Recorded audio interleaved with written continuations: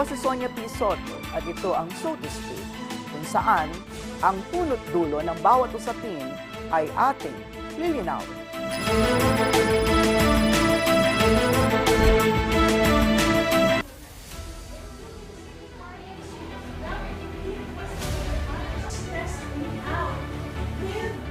Sa bawat silid-aralan, may isang mahalagang elemento na hindi maaaring balewalain, ang mga guro. Sila ang nagsisilbing gabay sa ating mga kabataan. Sila rin ang tumatayong ikalawang magulang na nagbibigay ng inspirasyon sa bawat estudyante. Ngunit, kumusta nga ba ang kanilang sitwasyon sa ating bansa?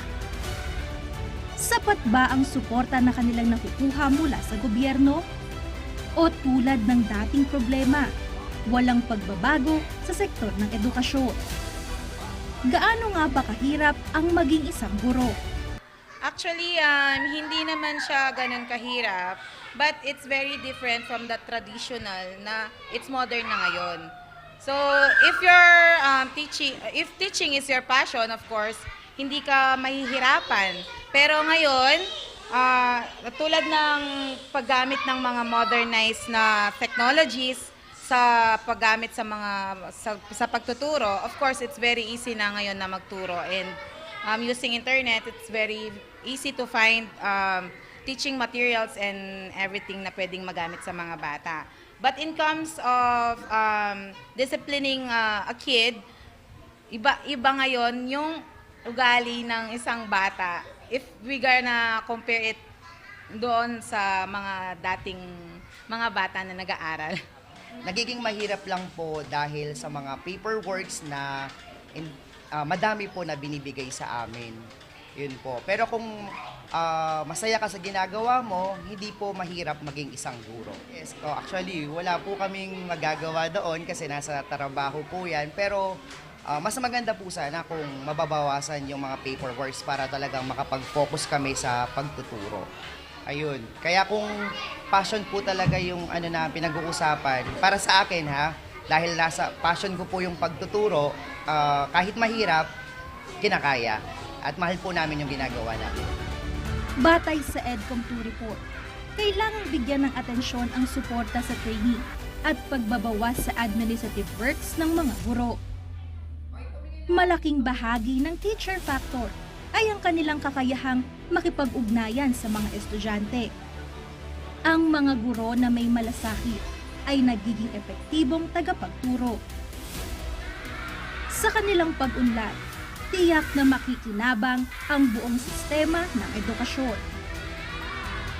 Kasama sina Dr. Ronnie Malyari, Arlene James Pagatuan at JD Panlaki, ating kikilatisin sa episode ngayon ng So to Speak kung ano nga ba ang mga kasalukuyang problema at mga hinaing ng mga bayani sa loob ng 4 na sulok ng silid-aralan.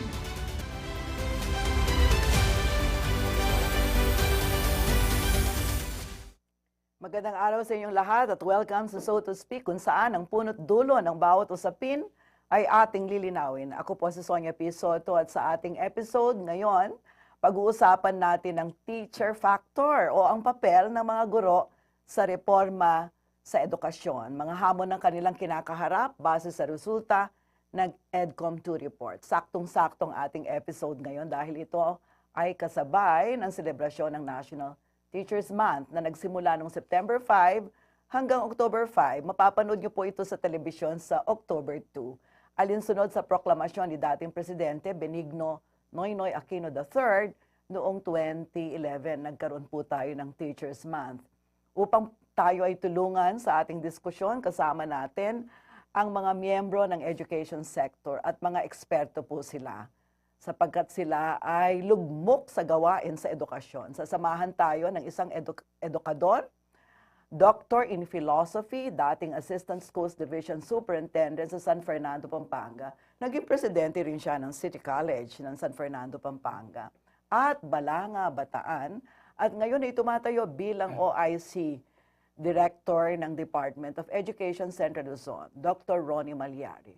Tanggalin na natin yung OIC, ha? RD?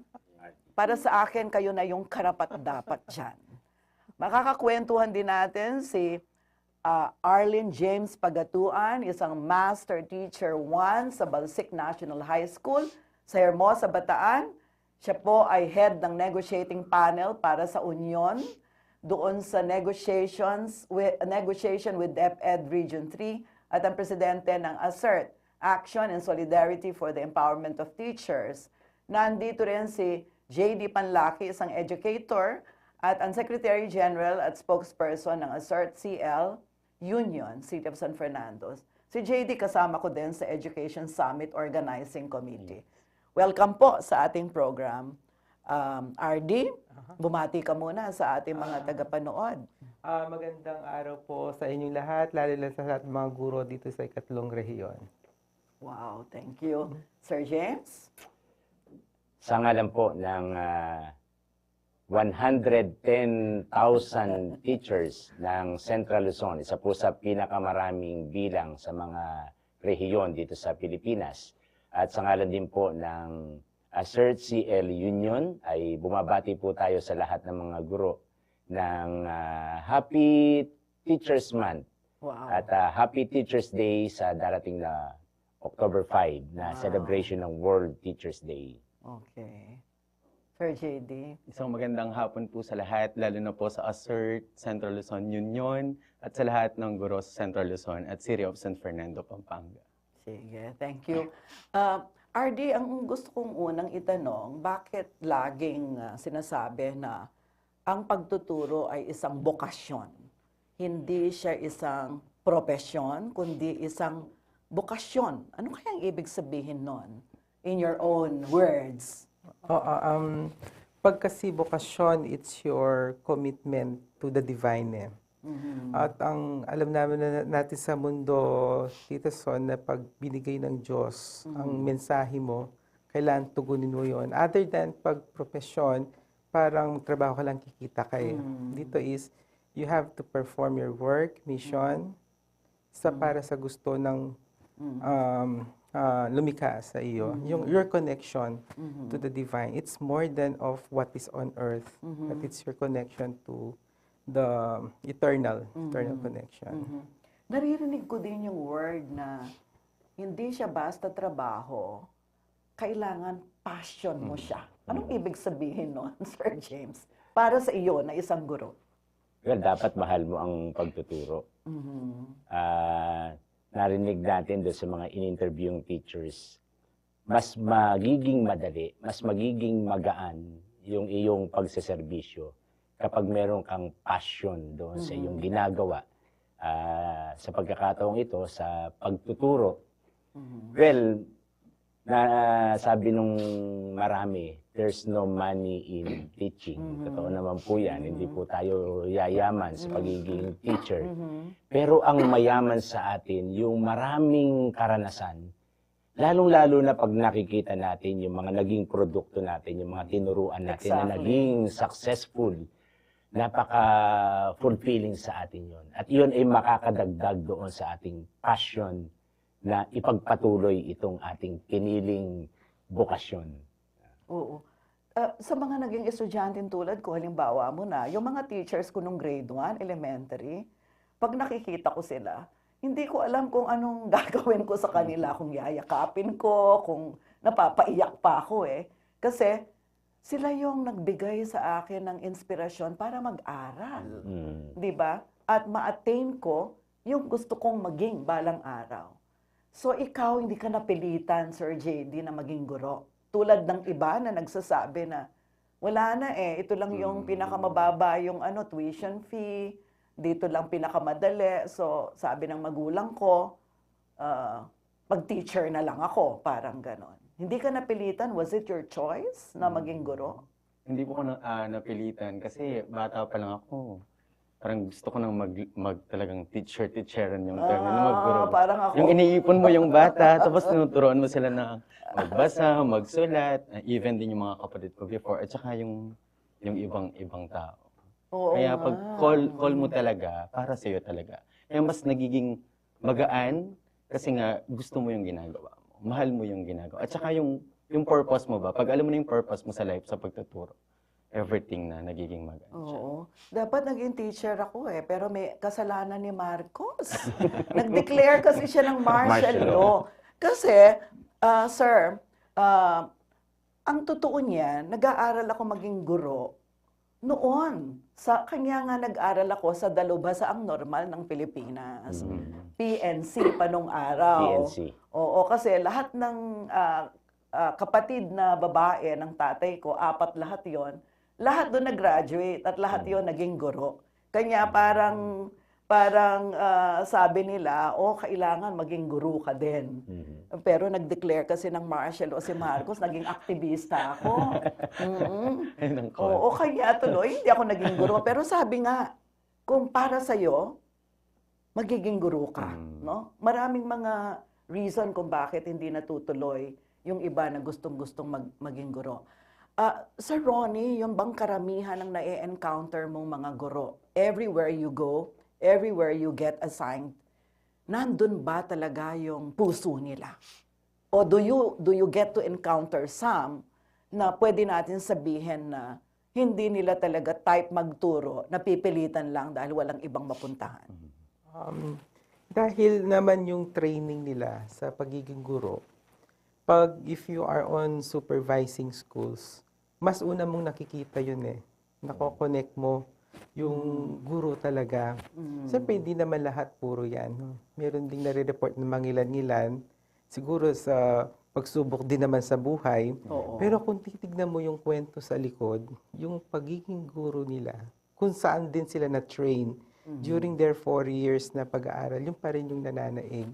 Kaso minsan, nasusubukan lang sila ng pagkakataon. Pero kung kukunin natin yung mga puso nila, yung pagiging guro pa rin na pipiliin nila. Kailangan nasa puso mo, no? Kanya nga, vocation, passion, noble profession, iba't ibang klaseng mga termino ang ginagamit to describe what a teacher is.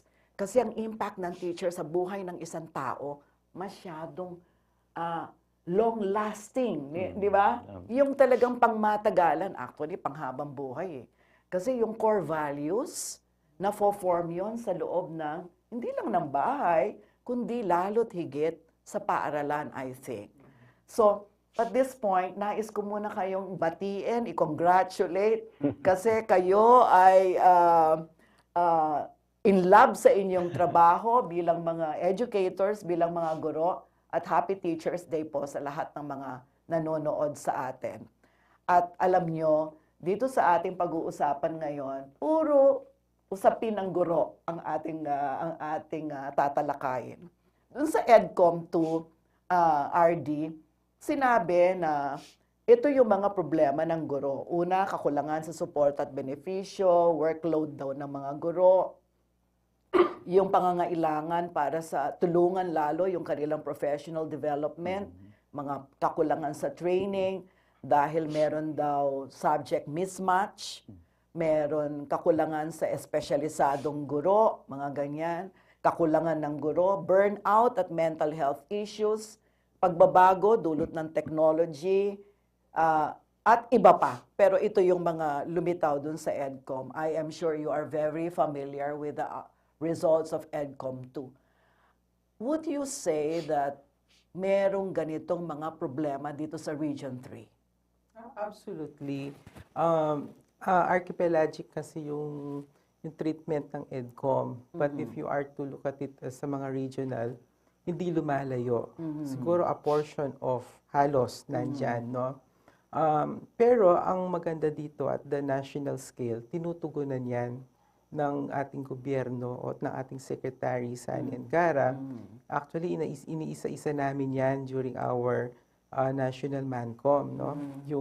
Yung kita point long term yung mga solutions sa pamamagitan ng mga polisiya, no, kagaya ng teacher workload.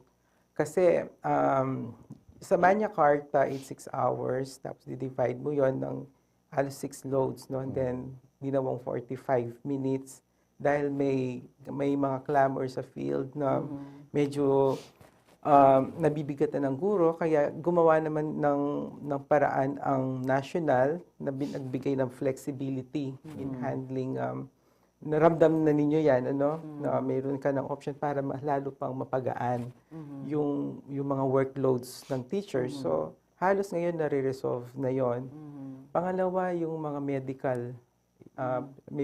may suporta na tayo from the government na halos nasa 7,000 na para ma-ensure na-check talaga ang teacher kasi nababalitaan nyo naman yung mga sakit ngayon. Ano? Yung teacher, kapag nagpa-check up lang isang araw, halos 2,000 ang deduction. Wala na service credits. Ano? At good enough na ngayon, yung 15-day service Yes. credits, tinoble pa ng aming secretary ang gara, ginawang 30 ngayon. So, maraming suporta. No? At marami pa tayong suportang, lalo na inupuan po namin yung curriculum ngayon, Tita Sonia, yung streamlining ng senior high school, yung 8-week suspension ng curriculum para mapagaan ang buhay ng teacher, lalo na 5.5 years ang learning gaps na hinahabol natin, lalong mapapagod ang guro na yan. So ngayon, we are devising mechanisms kung paano natin mapapadali ang trabaho ng guro. Kasi if we take good care of our teachers, the domino effects, they will take good care of our learners. So yan ang nakikita naming formula. So yung mga policy pang darating, lalo na yung teachers, they minadali yan para maramdaman ng guro that they are being taken care of by the government. Para lalo nating yung mga learners natin also as a domino effect. Matitake good care ng mga guro natin. No, that's good news, no? But where does the union come in dito sa usapin na ito? Bakit nagtayo kayo ng teachers union? What is it for? What is the intention? Lahat ba ng regions may teachers union?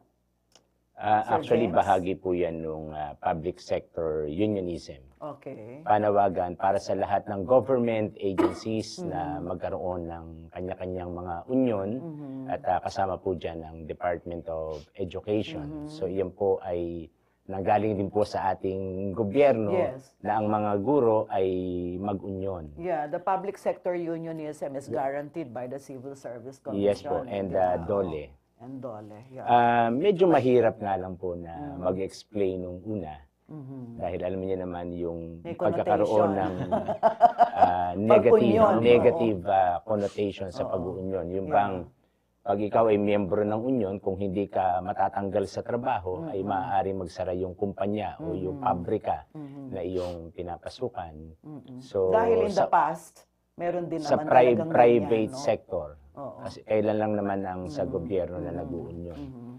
Well, ang kaibahan lang dito po sa Department of Education ay region-wide ang pag-uunion.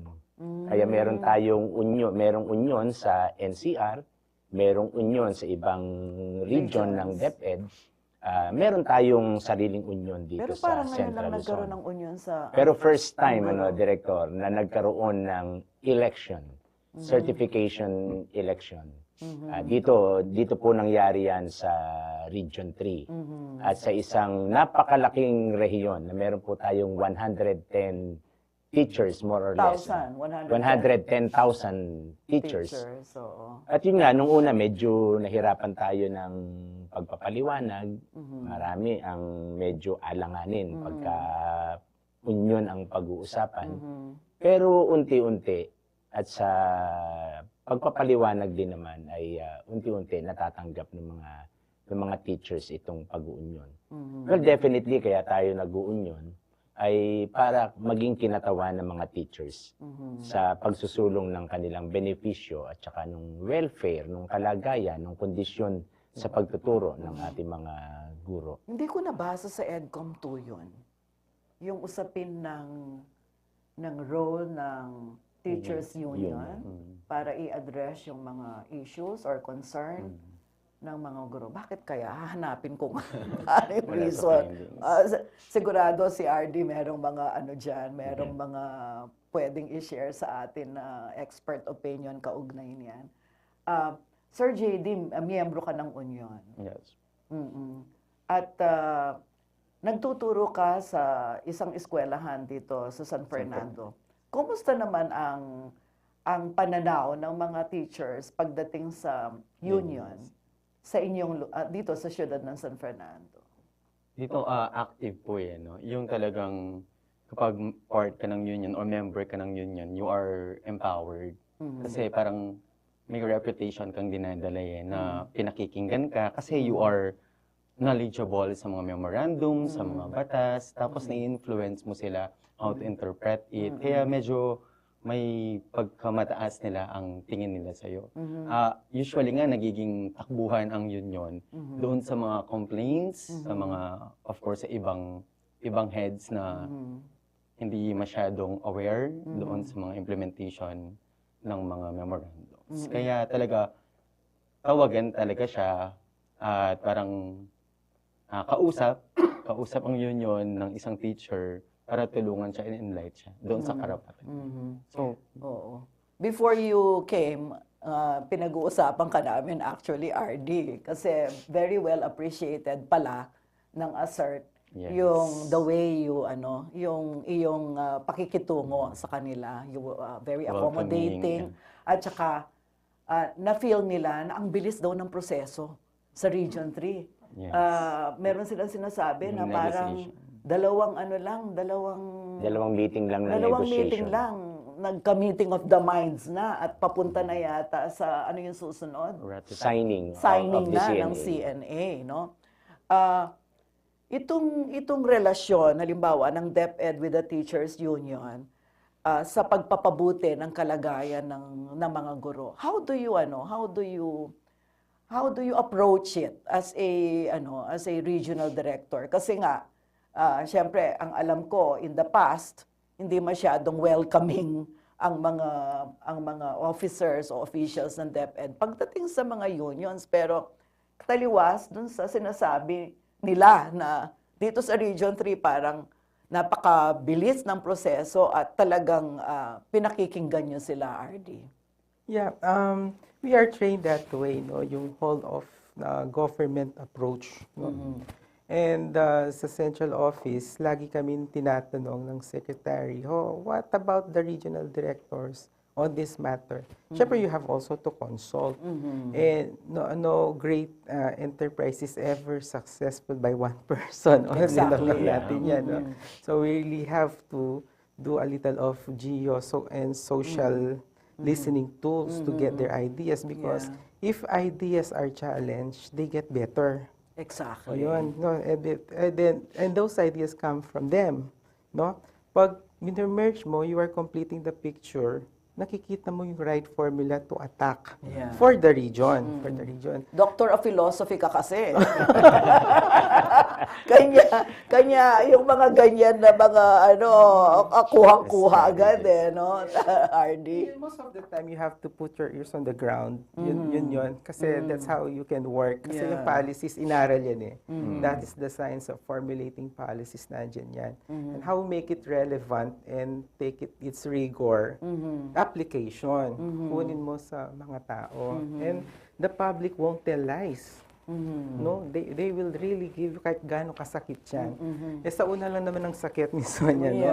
And then the processing come in, tama naman pala sila.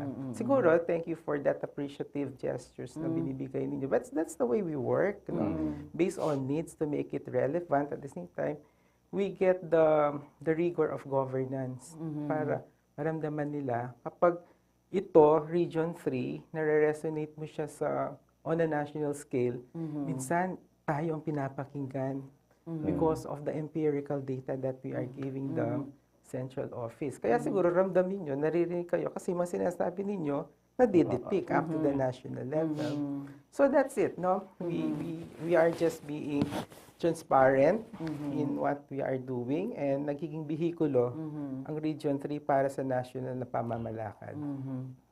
At very, very reassuring yung inyong mga binanggit, no? Maraming guro ang mga nagsusumamo. Sabi nila, kailangan pa ng mas maayos na benepisyo, mas mataas na sahod.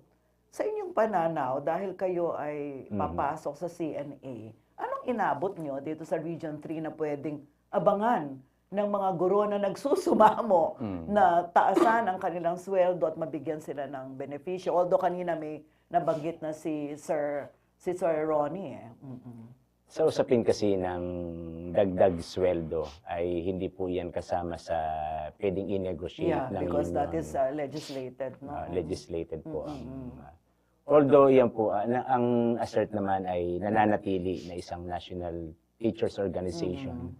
Kaya kasama po ito sa pag na-schedule po kami ng pakikipag-dialogue sa ating bagong Secretary of Education, kasama sa dadalhin namin.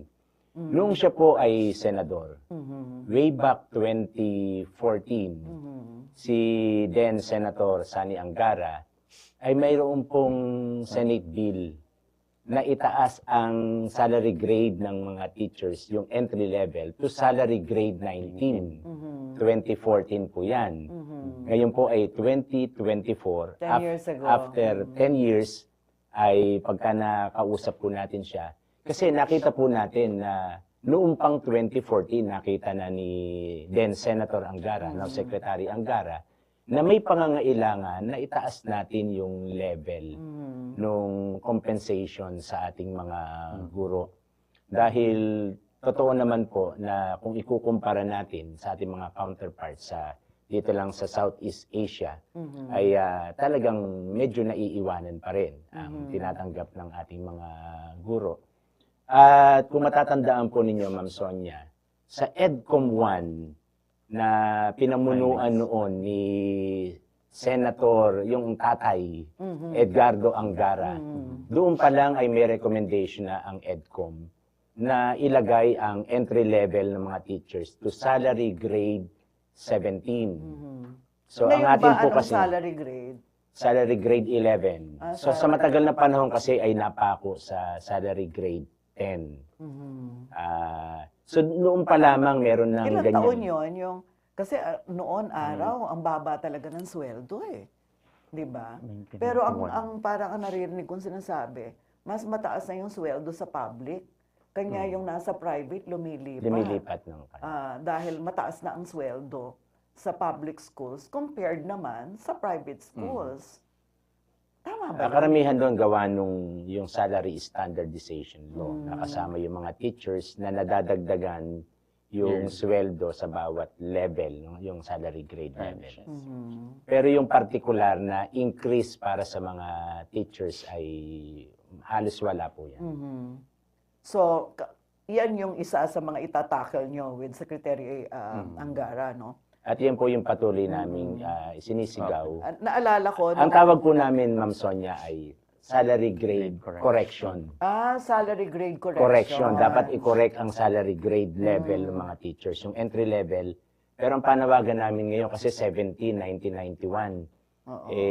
marami ng mga inflation na naganap. Kaya ang panawagan po namin ay salary grade 20. Entry level. Hindi po malayo doon sa Senate bill ni Secretary Angara na salary grade 19. Kasi nung araw, meron kaming paboritong kanta. Kinakanta nila Karina Constantino Yung David. teacher. Yung teacher, yung teacher, nagtitinda ng longganisa, Bandit, marami. ice candy. Avon. Oo, kung ano-ano, cosmetics, etc. para ma-augment yung income nila. Nung time na yon, alam ko ang baba talaga ng sweldo. So sabi mo, salary grade 10, I think it was lower. Kasi bata sila sa nahihiya tuloy ako sa ito mga kausap ko, bata sa akin eh. Pero anong inabutan yung salary grade ng teachers? Salary grade 10. Salary grade 10. Yeah. You became a teacher first? Yes, absolutely. Yan. Kasi nakilala kita, you were already an official of the division. Tapos later on, ang ganda rin ng ni Sir Ronnie, di ba? From an ordinary teacher to a regional director. Yes. Wow, di ba? In so short a time. Alam naman, masipag ka at matalino Sir JD, ikaw, nung pumasok, anong salary grade mo? 12 po. Teacher 2 kasi teacher sa senior two. high Sa school. senior high. Senior high school. Oo. Ano ang pinapangarap mong salary grade? nakabubuhay. Nakabubuhay. Nakabubuhay. Kasi ang situation po kasi, ang context kasi, halimbawa, ang teacher may loan siya, no? Siyempre, hindi naman po natin ipagkakait na mag-loan siya kasi gusto niya ng better life para sa pamilya niya, gusto niya ng bahay, ng sasakyan. Kasi pinaghirapan niya naman yun eh, nung nag-aaral siya, nung mga pinagdaanan niya. No? Tapos ilan na lang ang matitira for teacher. Alam mo, maglo-loan siya ng ganitong halaga at ilan lang matitira sa payroll Housing niya. loan, oo. Oh, so parang sa mahal ng bilihin, na presyo ng Yung bilihin. inflation talaga So, matindi. Yung bagong tranche for salary grade, pagtaas ng sweldo ng mga guro, parang it is not enough na nagdagdag siya ng 1.5 this year, no, 2024 po, 1.5, makakaltas ka ng 400, then meron kang 1.1, tapos yung every cut-off mo, nasa 500 to 600 ang dagdag. Parang after the next tranche is given, kinain na ng inflation yung dinaan. And one thing pa po doon, parang talagang naiiwan yung mga teaching personnel, sa mga uniform personnel, pagdating ng salary.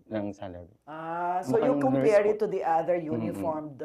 Nurse is 35,000 ang starting and PO1 nasa 30. Tapos ang this year 2024 the teacher is 28,000 po siya.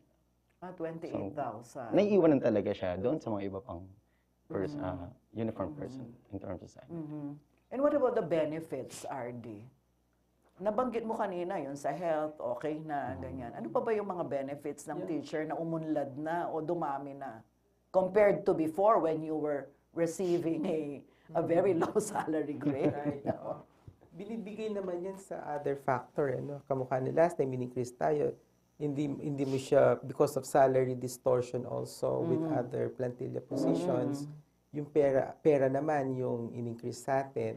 Ngayon, nagkakaroon ng pagkakataon with other benefits. Yan yung kamukha ng GSIS premiums na ramdaman na natin. Ngayon, yun yung PhilHealth pa natin. And pati na yung sa mga last mile schools, yung hazard pay. Na talaga binibigay na yung mga suportang ganyan. At syempre, patuloy pa din na nag-aaral ang ating Human Resources Division sa Central Office kung ano pa yung mga allowable for the benefits, hindi lang sa guro, sa mga empleyado ng kagawaran. Meron binabanggit na burnout at mental health issues. Parang nung pandemic yata, naging matingkad yan. Pero lumitaw siya sa EDCOM 2. Yung mga mabigat na responsibilidad mula sa pagtuturo hanggang sa administrative work. Ano ba yung tinutukoy na palagi kong naririnig na sobrang dami ng administrative work, parang ang panawagan, kulang na yung oras sa pagtuturo, napupunta na doon sa administrative work. Ano exactly yon, Sir James? Well, kung ako po tatanungin napakasarap magturo. Hindi po siya mahirap, lalo na kung ito ay iyong passion. Mahal mo ang pagtuturo. Kahit na sabihin pa natin na pakukulit, may mga estudyante na pasaway. Pero at the end of the day, ay mararanasan natin yung fulfillment doon sa ating ginagawa na i-guide itong mga bata na to. Ang sarap sana kung wala akong ibang iisipin kung hindi maturuan itong mga bata na to. Kaya lang, ang dami pang, kumbaga, nandyan sa sideline, na ang dami pang ihahanda ng mga teachers, lalo na yung mga paperworks. Lalo na yung mga Di ba lesson plan class lang advisors. ang ginagawa ng teacher? Hindi po marami pong Yung mga mga school report forms po, based po din po sa EDCOM, ang pinakamatrabaho na school forms na yung SF1, Ano yun? yung for enrollment registration po ng mga bata. Naglabas din po ng ang EDCOM. And aside from that, marami pa pong, in addition po yung kay Sir James, marami pang mga tasks. Although nagkaroon po ng resolution at memorandum doon, natanggalin yung mga unrelated teaching tasks sa mga guro. Pero ang nagiging problema, pinapakiusap ni principal sa mga guro dahil hindi sapat ang mga AO or mga admin staff na sasalo doon sa tinanggal ng mga teaching unrelated teaching tasks sa mga guro. I So see. ngayon, instead For na example, ikaw bilang isang guro, ano yung mga another po. ginagawa mo aside from nagtuturo ka? the DRR coordinator. So, hindi na siya sa akin DRR, Disaster Risk Reduction. Okay. So, hindi na siya sa akin nakapangalan, pero ako yung alternative. Kasi, halimbawa, si AO, hindi naman niya kaya lahat. Nung iba pa, halimbawa, yung GAD, mapupunta din sa kanya.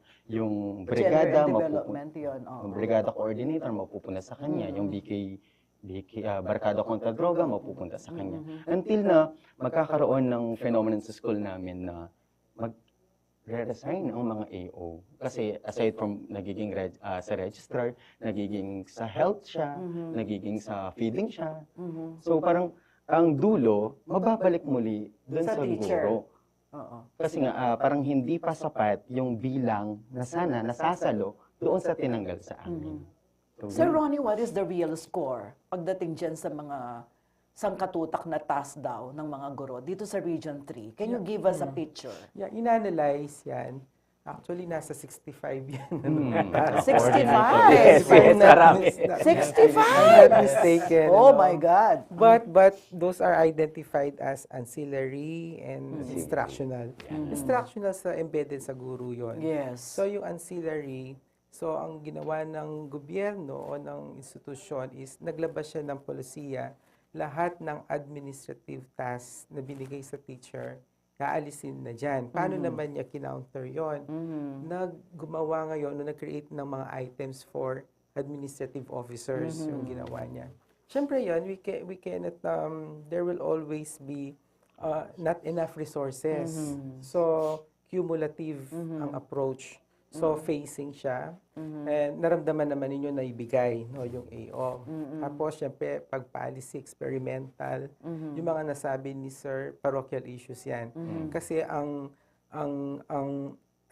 impact noon is ibibigay namin yung supply chain ng administrative, mawawala na kay teacher yon para magawa niya, gawa ni administrative officer.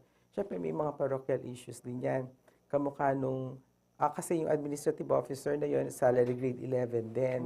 And with that voluminous task. Or minsan, minsan teacher din na nag-apply doon nung hindi nakuha sa ano.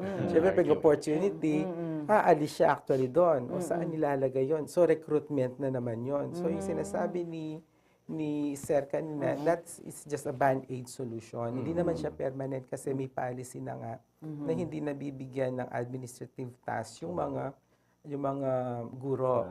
Ngayon, several batches na yan para ma-address ang 1:1. So, in the coming years, kagaya yan, nag-budget hearing kami sa House of Rep, nasa 20,000 administrative officers naman ang ibibigay the entire country para ma-supplement yung mga, minsan sa isang administrative officer, 3 ang hawak niyang schools. Halos ganun eh. Matindi Minsan, rin, no? umiikot pa Mabigat siya. din. Ang bigat din pala.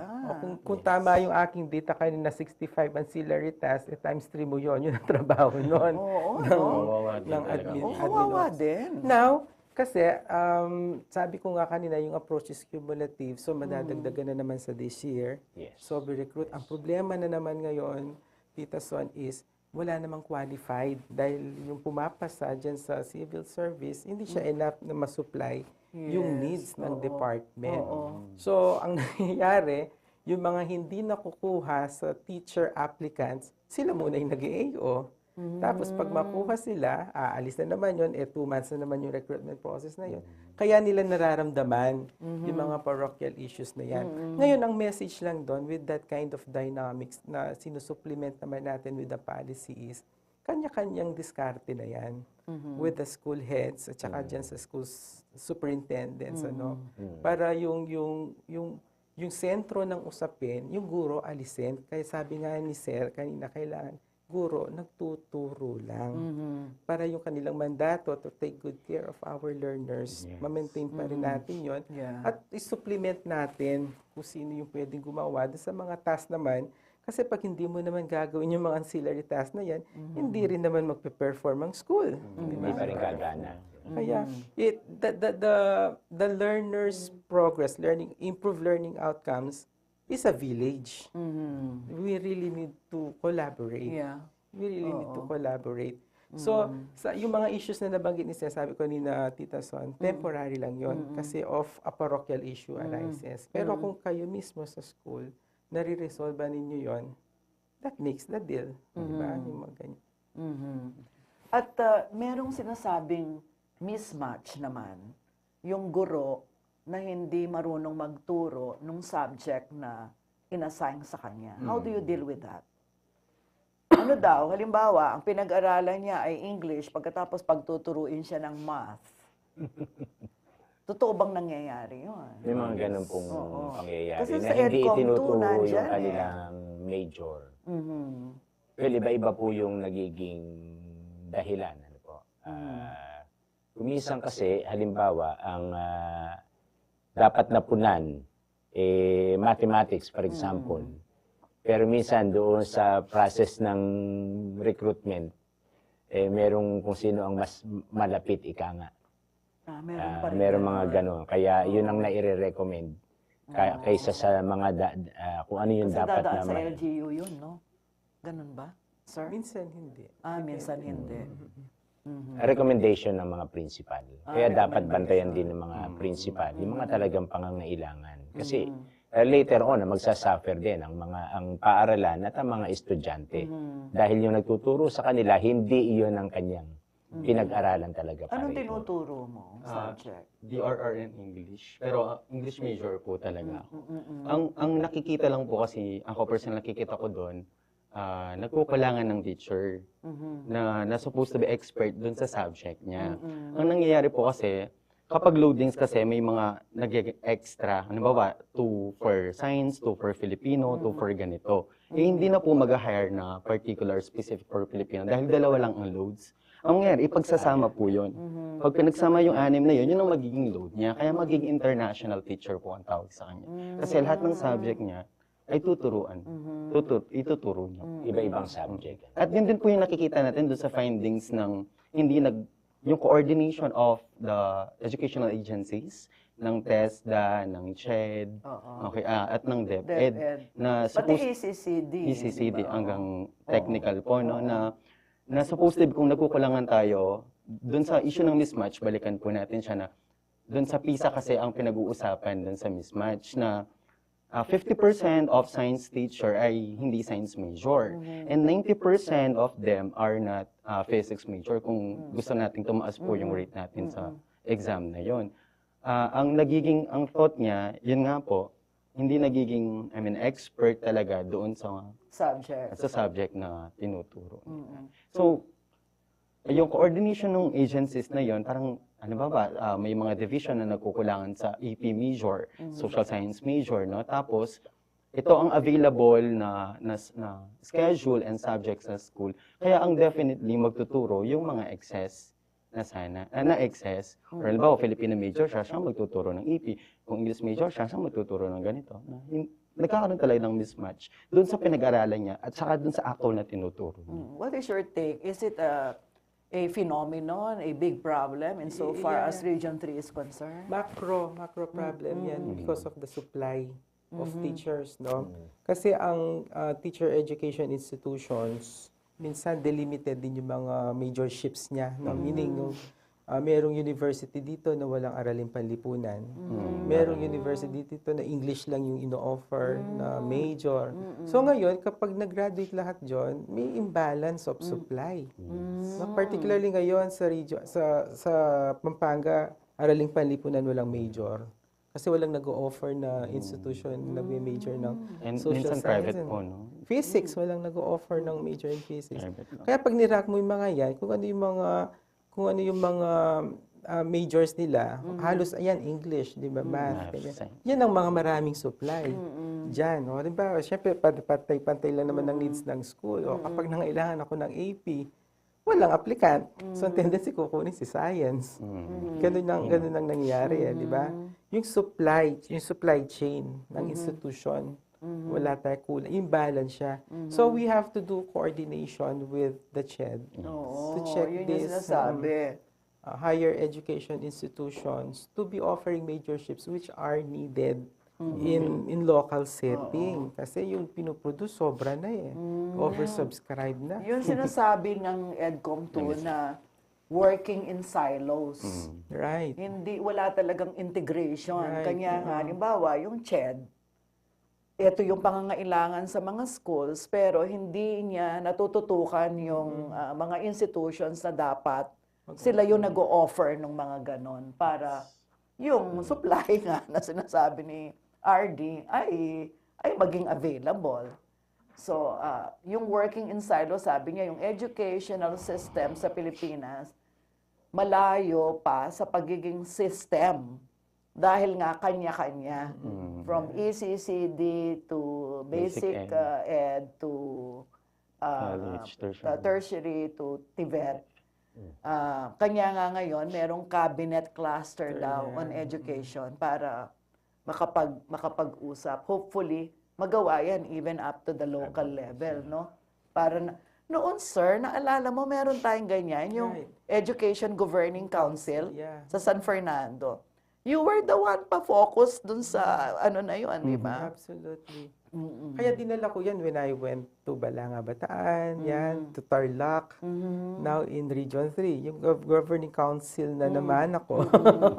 Yan, that is actually, yun eh, we have to interface, we have to collaborate, no? Kaya lagi ko sinasabing, the Avengers, even superheroes, have really to collaborate in order to save the world. Oo. At puntahan natin yung ano, yung inyong union. Siyempre ang buong Pilipinas, meron siyang krisis sa ekonomiya din, no? At maraming pangangailangan sa iba't ibang mga sabihin na natin larangan. Doon sa inyong mga panawagan, do you take that into consideration na kasi si Sir RD, meron sinasabi whole of nation approach, di ba? Kasi maraming iba't ibang mga larangan na sabihin mo na sa gobyerno na kailangan din nila ng suporta. Do you take that into consideration when, for example, you calibrate certain demands? When asking When asking for demands, how do you put factor that in? Halimbawa, ito ba ay feasible, ito ba ay kayang ibigay o ito ba ay kasi yung iba nananawagan sila pero yung panawagan nila parang suntok sa buwan o kaya malayo sa realidad. Kayo for example sa ASERT, yan ba pinag-aaralan nyo yung mga demands na yan at nakikita nyo ba na ang mga demands ninyo para pabutihin ang sitwasyon ng guro ay feasible, kayang ibigay ng DepEd? Sir? Yeah. The mere fact na nung EDCOM 1, nag-recommend ng salary grade 17 for the entry level of teachers, naniniwala tayo na sila rin ay merong pag-aaral at naniniwala sila na may kakayahan ang ating gobyerno, pamahalaan para ito ay pondohan at maisakatuparan. Katulad din naman ng ginagawa natin.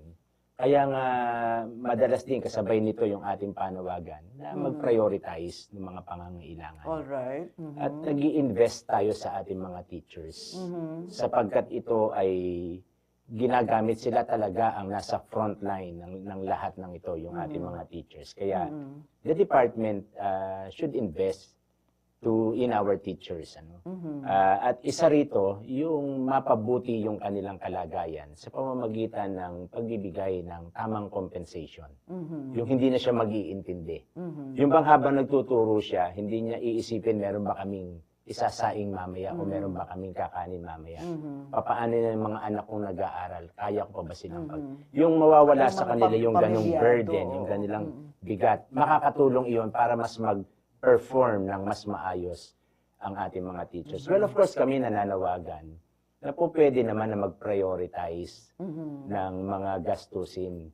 Kung hindi naman kinakailangan sa isang departamento ang confidential fund, bakit ka maglalagay ng confidential fund? Samantalang mas may pangangailangan itong mga nasa frontline mo na mga guro, dito tayo mag-invest. At kami naman sa Assert, meron din kaming research team na pinag-aaralan din ng kung ito ba ay po pwede. Baka tayo ay nananaginip lang at hindi naman talaga kaya ito. No? Well, nangyari sa ibang mga uniform personnel, sabi nga nung ating dating Pangulo, after na taasan ang sweldo ng mga kapulisan, kayong mga teachers na ang susunod o national television. Pero hanggang sa matapos yung kanyang termino, ay hindi po na isakatuparan. Pero nagagawa doon sa iba. Kaya lang ang problema po natin, Direktor, pagka ganito na yung sinabi, ang dami nyo kasi. Oo. Yan lagi ang nagiging... Sinasabi. Ilan ba ang teacher sa buong Pilipinas? Parang may 1 RD? million na, no? 1 million. 1 million na. 1 million, oo nga. Kaya pagka ganun, parang makahirap. Kasi ang lagi nilang Pero medyo sinasabi, nagpapahirap. ano naman, taon-taon, ang DepEd, ang pinakamalaki ang nakukuhang budget. Laging sinasabi yun. At malaking bahagi po nun pumupunta lamang po sa sweldo ng Sa mga, teachers. ng mga teachers. Kumusta yung training? Halimbawa, ikaw, Sir JD, kasi sa EDCOM to sinasabi, kulang ng professional training. Yung, ano ba ang tinutukoy na training kapag ikaw ay isa ng guro? Actually, mandatory naman po yung mga LAC session namin yung mga parang train namin within the school. At ang division naman, nagkakaroon siya ng mga marami pang pa-training tungkol sa mga different field. And of course, sa region, meron din naman. Anong tinutukoy ng EDCOM to, Sir RD? Training siguro, based yan sa needs-based training. Oo. Siyempre, proseso yan. When you do training, you get the needs of the teachers. Yung needs kasi, may it be instructional or may mga out-of-field trainings, kagaya ng mga guro na tinuturo yung subject na hindi naman major. Yan, mga trainings na yan siguro yun ang enhancement capacities para lalo yung guro, base sa findings, matugunan natin at ma-resolve yung mga findings ng EDCOM para lalong pagtibayin yung edukasyon dito sa ating bansa. Oh, well, of course, dun sa EDCOM 2, lumitaw din yung pangailangan na sarhan na yung mga paaralan na nagbibigay ng kursong education na hindi man lamang nakakapagpasa ng kahit na isang guro sa licensure examination for teachers. Lumitaw yun para yung kalidad talaga tumaas din, no? Ayan, naubos na yung oras natin. Ang bilis naman ng 1 oras. Akala ko mahaba yung 1 oras. Sus Mariosep. Ganyan po Ay, karami nako. ang dapat pag-usapan sa education sector. Oo, ang dami. Anyway, dapat susundan natin ito, mga ng serye, no? Kasi kahit na yung ibang mga sectors na nakausap ko, laging sinasabi nila, kulang yung 1 oras. Pero babalikan natin yan. Siguro sa ating pagtatapos, pwede natin pag-usapan yung Teachers Month at saka yung Teachers Day. Kayo ba nagsa-celebrate ng Teachers Day? How did you celebrate Teachers Month? In your school, for example? Ang school po naman ay ang nag-initiate yung faculty club and yung SSLG, yung mga for the student. So meron pong programs and little appreciation po na galing kay principal. Yun ang and sa division naman, ginagather talaga kami para mag-relax, manood ng mga performance, mag-compete through theatrical performance and other kumaka ng mga pageants. So ano yan, pag October 5? Yes, pag October 5 po. Para may culminating activity kayo for that. Pero may mga iba pa po talaga na mas gusto nilang nasa bahay na naka-relax na lang daw talaga sila. So, ang ginawa, in a half day na lang siya. So, for yung 8 to 12, doon yung performance and yung panonood, yung 1 to 5, mag-ano na sila, family day or relaxing day. Pero nilalagyan niya ng budget. Nasa budget ng DepEd yan, yung mga activities na related sa pagdiriwang ng Teachers Month. Actually, may singilan po Singilan na nagagawa. Singil din yung mga teachers. Diba? Kayo, Sir James. Yung mga naiiwan doon sa school, meron din ganyan mga celebration. Kaya ko po sinabi ng mga naiiwan. Pag ko kasi October 5 na celebration ng World Teachers Day, madalas wala po ako. Ibang paraan ng celebration. Meron nga pong pagkakataon na yung assert ay nakipag-dialogue sa chairman ng Basic Education Committee nung mga few years back. At ang pinag-uusapan ay yung para sa kapakanan ng mga teachers. Sabi ko, very significant itong celebration na to.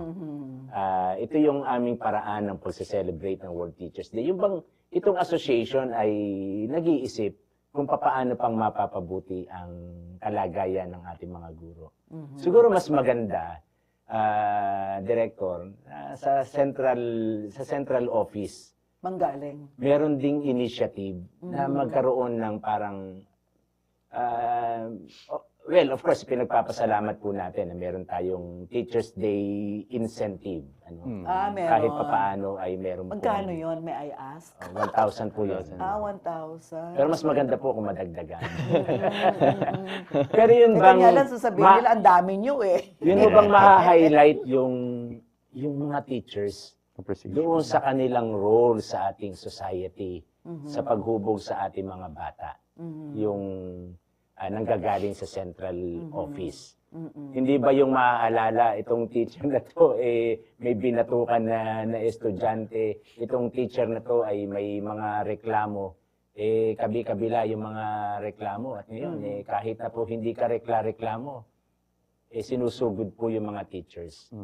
Para naman sa buong buwan ng celebration ng Teachers Month, maramdaman ng teacher na siya ay mahalaga sa ating lipunan, sa ating bansa.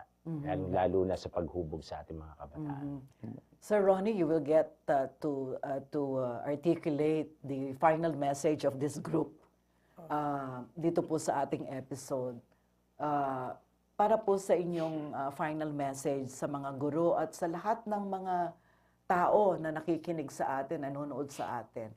Para sa inyo, ano ang greatest contribution ng mga guro natin sa ating lipunan at papaano dapat ang magiging pakikitungo ng iba't ibang mga stakeholders sa ating community, sa ating guro, bilang suporta at pagkilala sa kanilang dakilang misyon sa ating buhay, sa ating lipunan. Sir RD. Kung ano po tayo ngayon ay dahil yan sa mga guro. Yes. Dahil unang-una sila na yung pangalawang pamilya natin pagtungo sa ating mga kanya-kanyang career. At ang alam naman natin, our career is our prayer. So, yan po ang kahalagahan ng guro. Tingnan nyo lang kung anong meron tayo ngayon, kung saan tayo ngayon, ay dahil yan sa pagsisikap ng mga naging guro natin. No? At magiging guro pa natin. Ang pagiging guro po kasi hindi lang sa classroom Yan, all throughout your life, may mga guro kang gagabay sa'yo, kahit sa mga anggulo ng buhay. At yun ang pinakamahalaga sa atin bilang tao na marunong tayong makinig sa ating mga guro. At yung guro naman na nakita yung successes ng mga estudyante niya, yun din naman yung fulfillment niya. No? Dahil nagawa niya yung dapat niyang gawin dito base sa kanyang misyon. Kaya nga yung advocacy kanina, yun na yung equation ng guro at saka advocacy. No? At you stay motivated and inspired. Motivated po kasi yung magturo kami kapalit, while inspired is you love doing it until the rest of your life. No? Nakikita pa rin natin na ang ating bansa ay may pag-asa dahil unang-una, pinapahalagan pa rin natin ang mga guro. Habang nandiyan mga guro, ang pag-asa ay patuloy nating nakikita dahil ang edukasyon ay pag-unlad. Thank you so much. Very well said, RD. Maraming salamat. Good luck sa inyong CNA. Yeah. At Thank you. more power sa inyo, sa grupo ninyo, sa Teachers Union ng ASART at sa lahat ng kinakatawan yung guro.